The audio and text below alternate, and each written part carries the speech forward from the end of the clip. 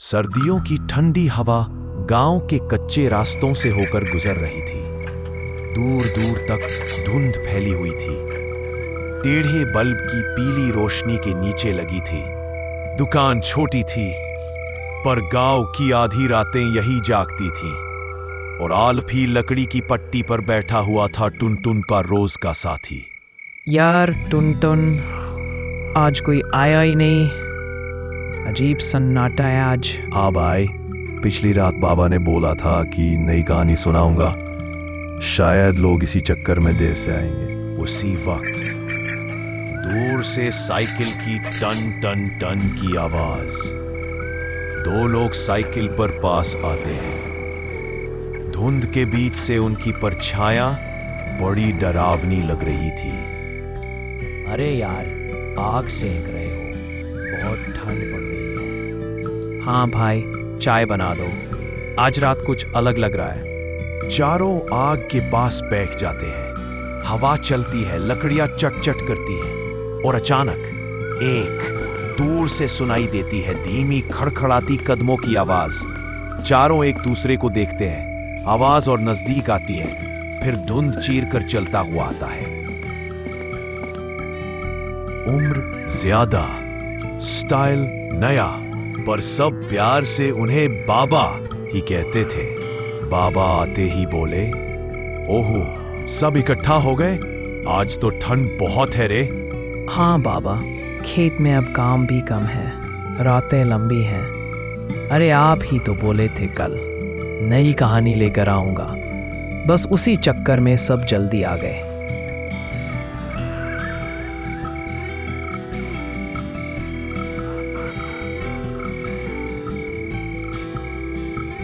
कहानी तो सुनाऊंगा, मगर आज जो कहानी है वो आग उगलती कहानी है। दिल कमजोर हो तो सुनना मत। चारों हक्का बक्का, ठंडी हवा तेज, पर आग गर्म और माहौल डर का।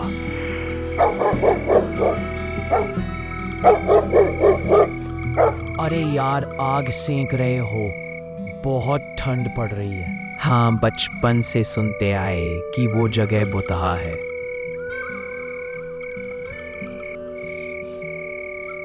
बरगद का पेड़ तो ठीक है, मगर उस पेड़ के पीछे जो हुआ था वो किसी को नहीं पता। चारों के गले सूख जाते हैं।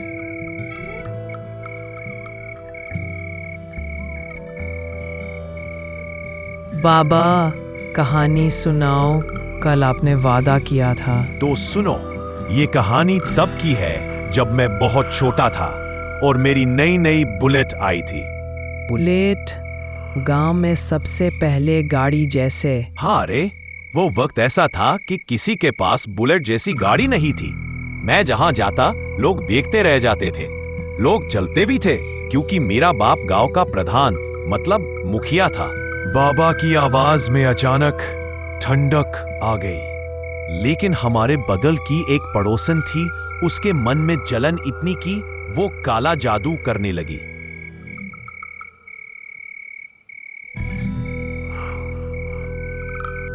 काला जादू? सच में? हाँ, और हमें इसकी भनक भी नहीं लगी जब तक कि एक दिन हमारे घर की दीवारों पर काले हाथों के निशान नहीं दिखे।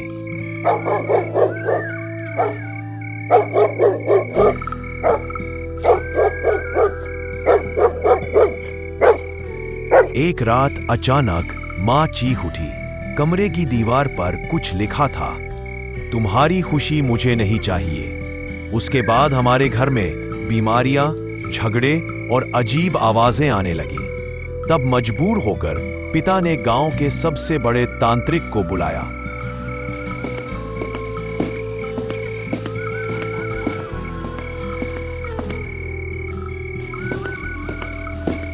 उस तांत्रिक ने घर में कदम रखते ही कहा, इस घर पर किसी का काला साया है, और वो साया किसी इंसान ने बुलाया है जो तुम लोगों से बहुत जलता है।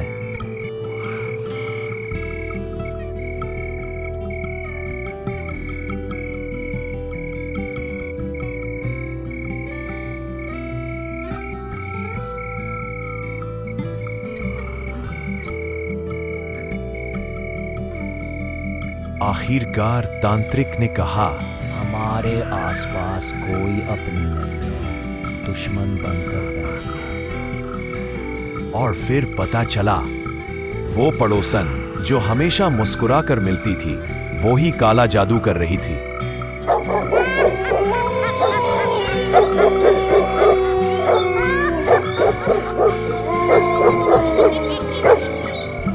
उसने तुम्हारे परिवार के लिए मराने वाला तंत्र कर रखा है। अगर समय रहते रोक ना पाए, घर में एक एक करके मौतें होंगी।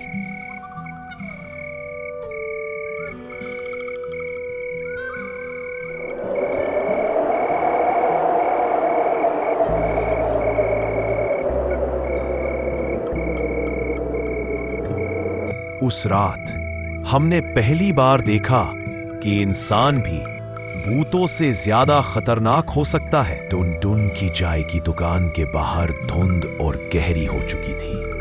आग की लपेटें कमजोर होने लगी थी। चारों लड़के मंटू, टुन, जय, राजू एक साथ सुन रहे थे, जैसे दिल धड़कना ही भूल चुका हो। बाबा थोड़ी देर चुप बैठे रहे, सुकून से अंगारों को लकड़ी से हिलाया। हवा अचानक ठंडी पड़ी। मंटू धीरे से बोला, बाबा फिर क्या हुआ? तांत्रिक ने क्या बोला था उस रात?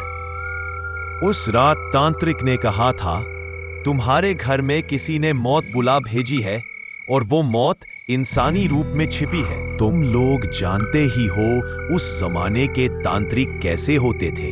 लंबी दाढ़ी, काले कपड़े और आंखों में डरावनी चमक।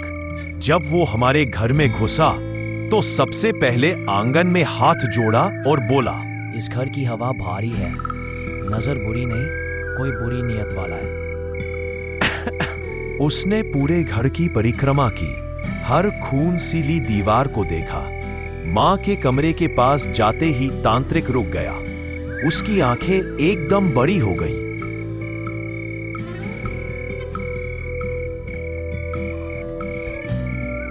यहाँ काला तंत्र किया गया है।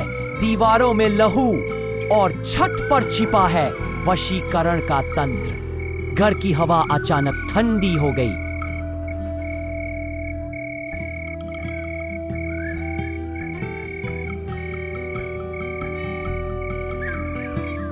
आखिरकार तांत्रिक ने कहा, बहुत पास से कर रहा है, इसका आम इंसान को पता नहीं चलता, लेकिन उसने घर की दीवार में से अपना खास साया भेज दिया था।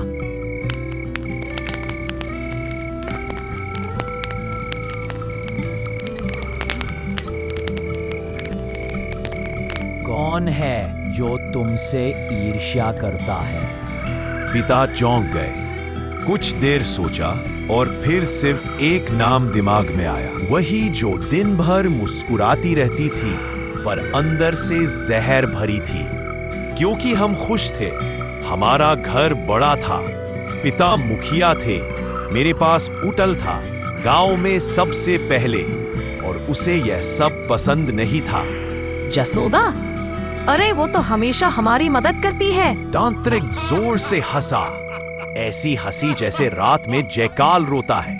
सबसे खतरनाक वही होता है जो मीठा बोलता है और पीठ पीछे खंजर मारता है। उस दिन के बाद घर में अजीब अजीब चीजें होने लगी। रात को बाथरूम में पायल की आवाज आती, किचन में बर्तन अपने आप हिलने लगते, दीवार पर परछाई चलती हुई दिखती, और एक रात तो मेरी बुलेट अपने आप बज उठी।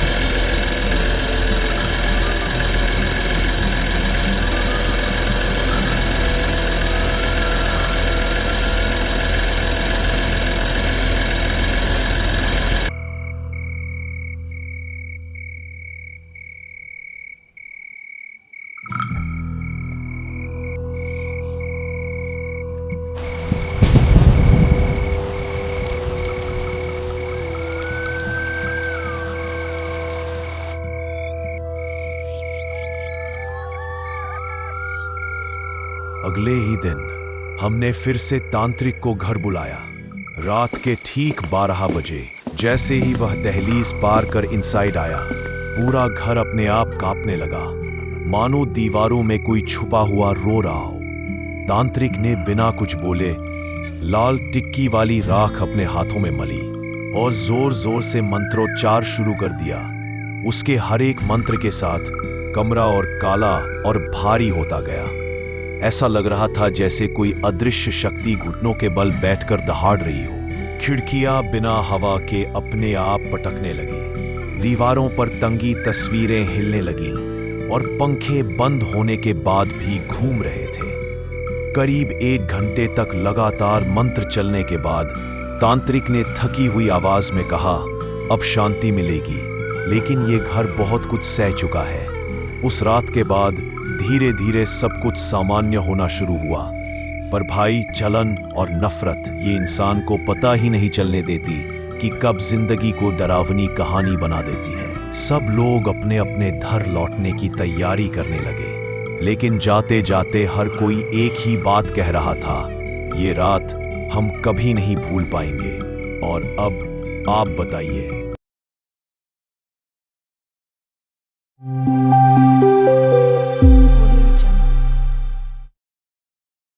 नवंबर का महीना था।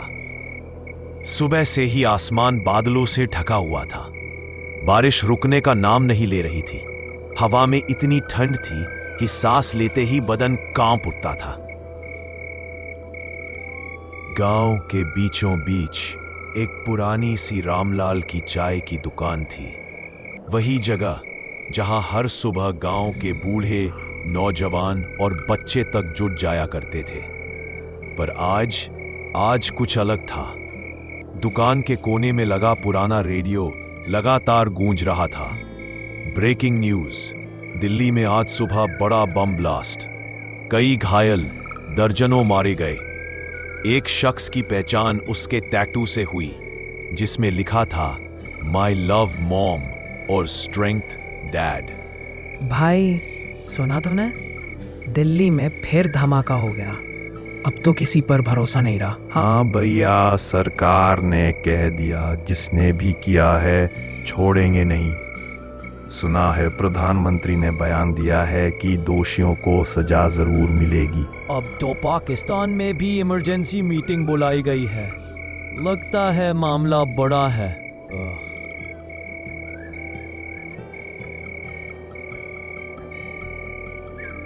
अरे छोड़ो भैया, राजनीति को जाने दो। सर्दी देखो जरा, आज तो चाय का मजा ही कुछ और है। सही कहा, सर्दी, बरसात और गरम चाय। बस अब तो प्याज के पकौड़े मिल जाएं तो दिन बन जाए।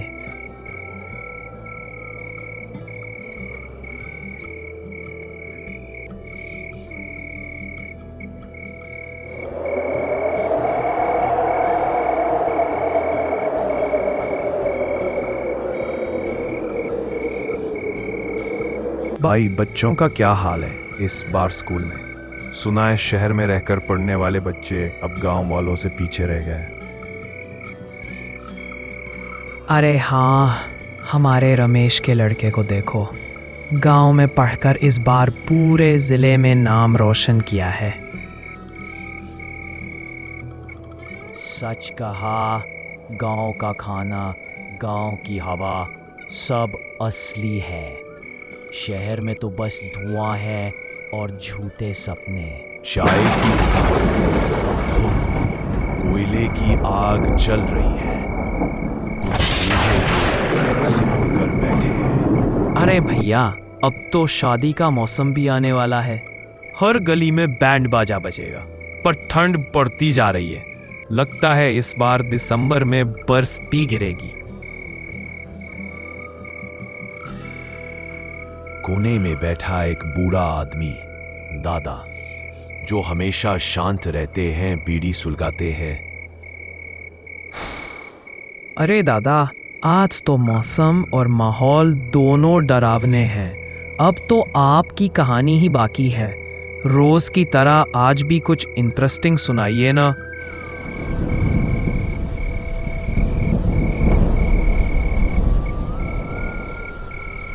हाँ दादा, आज कुछ ऐसा सुनाओ कि रोंगटे खड़े हो जाए। अरे बेटा, तुम लोगों को तो बस डर चाहिए। ठीक है, आज सुनो एक पुरानी सच्ची घटना जो हमारे गांव के पास ही घटी थी। नाम था उस जगह का लोहगढ़ का जंगल।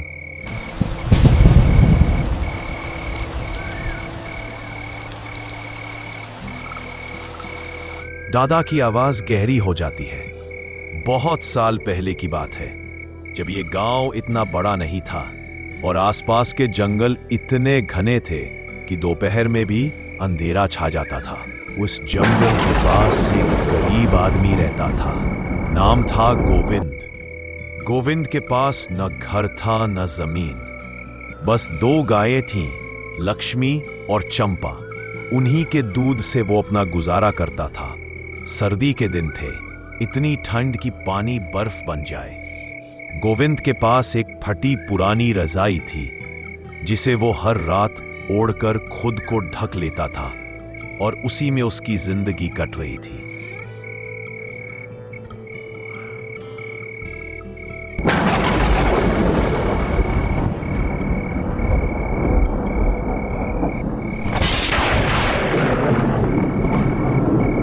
एक दिन गोविंद ने सोचा, अगर आज थोड़ा ज्यादा काम कर लो तो कुछ पैसे बचाकर नई रजाई खरीद लूंगा। वो सुबह सुबह निकल पड़ा शहर की ओर मजदूरी करने। पूरा दिन उसने काम किया, पत्थर ढोए, दीवारें बनाई, हाथ फट गए, पर चेहरे पर मुस्कान थी। शाम को जब मालिक ने पैसे दिए तो उसके मन में खुशी थी, पर पेट में कुछ नहीं था। उसने सोचा, चलो घर पहुंचकर कुछ खा लूंगा। पर किस्मत को कुछ और मंजूर था।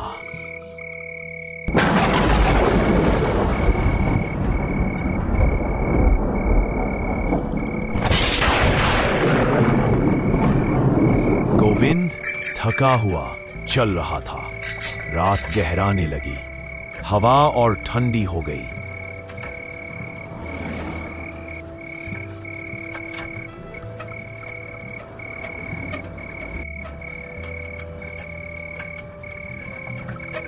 भूख और थकान से वो लड़खड़ाने लगा और अचानक वो रास्ते में गिर पड़ा और बेहोश हो गया।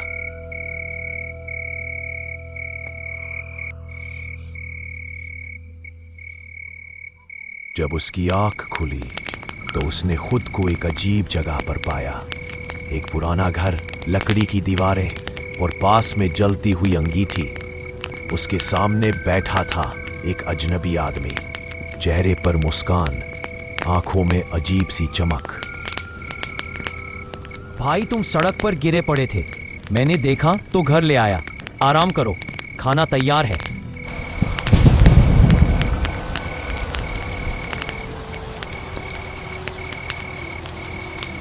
जब उसकी आंख खुली तो उसने खुद को एक अजीब जगह पर पाया।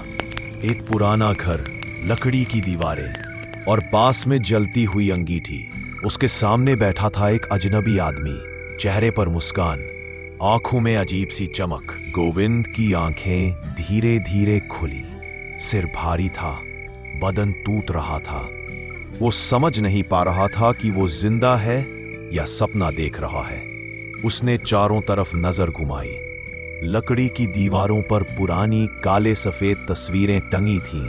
फर्श मिट्टी का था और कोने में अंगीठी में कोयले की लाल लाल आग जल रही थी।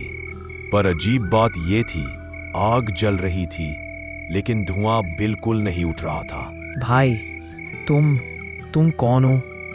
नाम का क्या करेंगे, यहाँ तो सब लोग नाम भूल चुके हैं। एक बार बात, ये तो तुम्हारी तस्वीर है। तुम तो अभी आराम करो, भूखे होना, खाना तैयार है।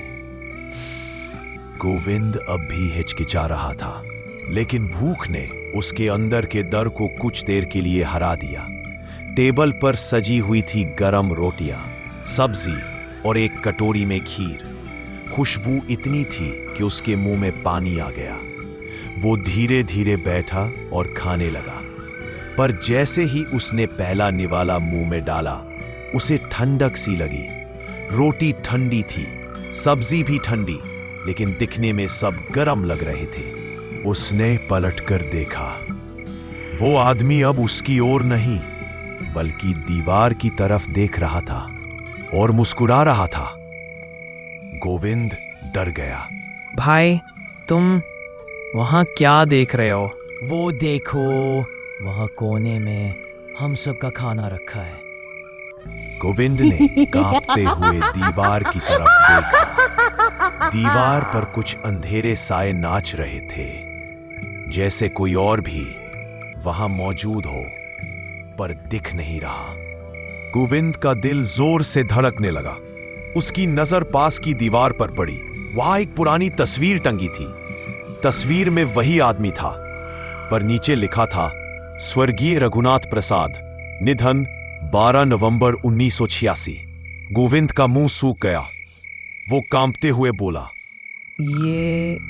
ये तो तुम्हारी तस्वीर है।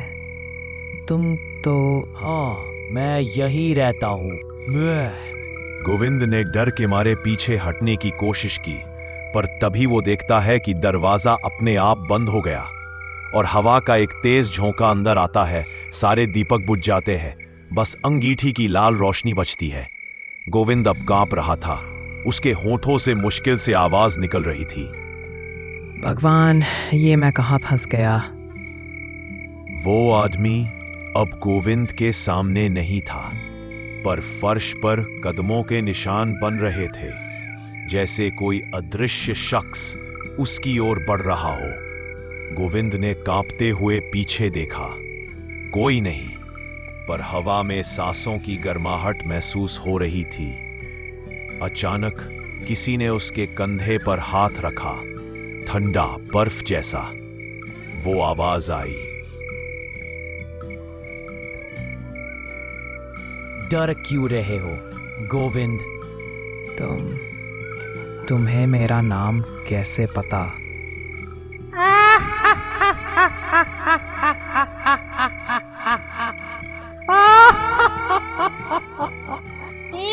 गोविंद ने जान लगा दी। वो दरवाजे की ओर भागा, पर दरवाजा बंद था। उसने पूरी ताकत से धक्का दिया, पर दरवाजा खुला नहीं। अचानक एक भारी आवाज गूंजी,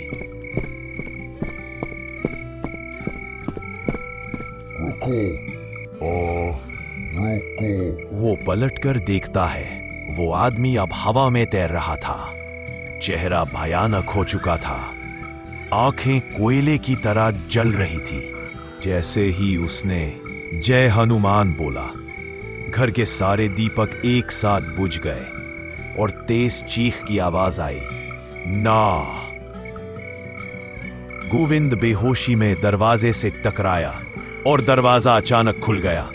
वो बिना पीछे देखे भागता चला गया। कीचड़, बारिश, अंधेरा सब भूल गया। जब तक वो गांव पहुंचा, सुबह हो चुकी थी। लोगों ने देखा भीगा हुआ, कांपता हुआ, पागलों की तरह जय हनुमान बोलता हुआ भागा चला आ रहा है।